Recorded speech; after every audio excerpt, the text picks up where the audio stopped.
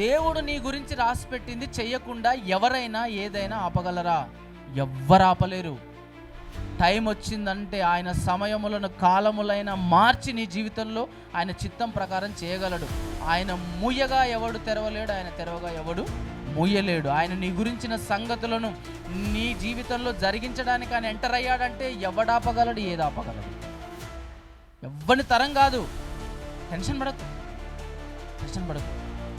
వాళ్ళేం చేస్తారు, వీళ్ళేం చేస్తారు, నాకేమైపోతుందో, ఎందుకు ఈ భయం అంతా పోవాలి. ఈ మాటను బట్టి నేను చెప్తున్నా.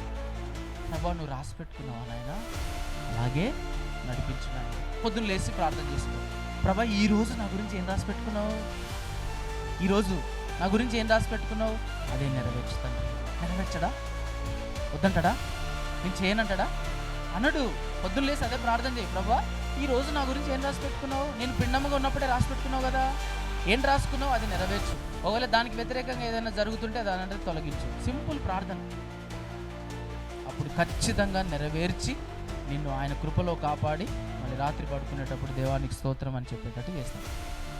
అంతే. పొద్దున్న ఏమైనా టెన్షన్ ఏమైందో, ఈరోజు ఏమైందో నాకేమైందో, నా పిల్లలకి ఏమైందో, నా కుటుంబానికి ఏమైందో, ఈ భయంతో బ్రతుకుదామా? ఆ దేవుడు ఎవరు? అసలు జీవము గల దేవుడు.